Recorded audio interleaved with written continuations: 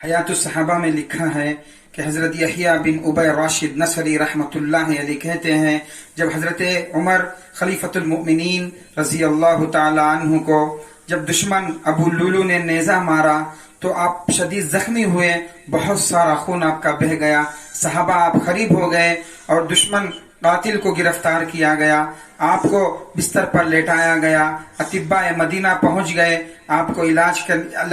کے لیے پہنچے، جب آپ کو دودھ پلایا گیا، دیکھا گیا تو دودھ آنتوں سے باہر نکل آیا، اطباء نا امیدی ظاہر کیے تو لوگ دور دور سے آ رہے تھے کہ امیر المومنین کا دیدار کرے، امیر المومنین کی عیادت کرے، اس ارادے سے لوگ دور دور سے آ رہے تھے، پہنچ رہے تھے۔ ادھر حضرت امیر المومنین حضرت عمر بن خطاب رضی اللہ تعالی عنہ بڑی کمزوری کے ساتھ بستر پر لیٹے ہوئے تھے، تو آپ کی آنکھ کبھی کھلتی، کبھی غشی آپ کے اوپر طاری ہو جاتی، کبھی آپ ہوش میں آ جاتے، کبھی بے ہوش ہو جاتے، تو حضرت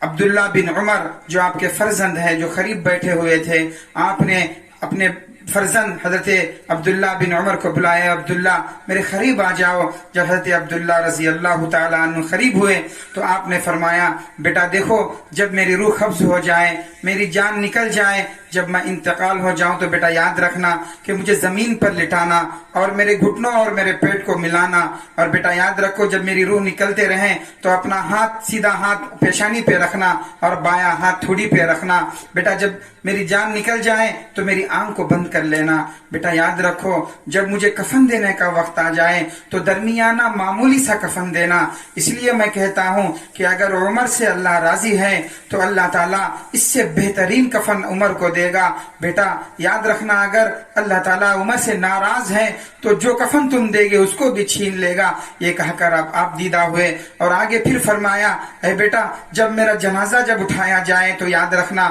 کوئی عورت میرے جنازے کے ساتھ نہ چل پائے۔ بیٹا یہ بھی یاد رکھنا جب جنازہ تم لے کے چلتے ہو تو بیٹا جنازہ لے کر قبرستان جانے میں تاخیر نہ کرنا، دفن کرنے میں تاخیر نہ کرنا، اس لیے کہ اگر اللہ عمر سے راضی ہے، اگر اللہ عمر کو کچھ دینا چاہتا ہے، کچھ سنانا چاہتا ہے تو بیٹا تم تاخیر کرو گے تو مجھے اور اللہ کو ملانے میں تاخیر کرنے والے بنو گے۔ بیٹا اگر اللہ عمر سے ناراض ہے، اللہ عمر سے ناپسندیدہ کرتا ہوں تو بیٹا یاد رکھو میں ایک بوجھ کے علاوہ کوئی اور چیز نہیں ہوں، تم اپنے کندھے کے اوپر صرف ایک شر کو، ایک بوجھ کو لے کے گھومتے ہو۔ یہ کہہ کر خلیفۃ المؤمنین اور حضرت عمر بن خطاب رضی اللہ تعالی عنہ کی یہ آخری نصیحت اور وصیت تھی اپنے بیٹے عبداللہ بن عمر رضی اللہ تعالی عنہ سے۔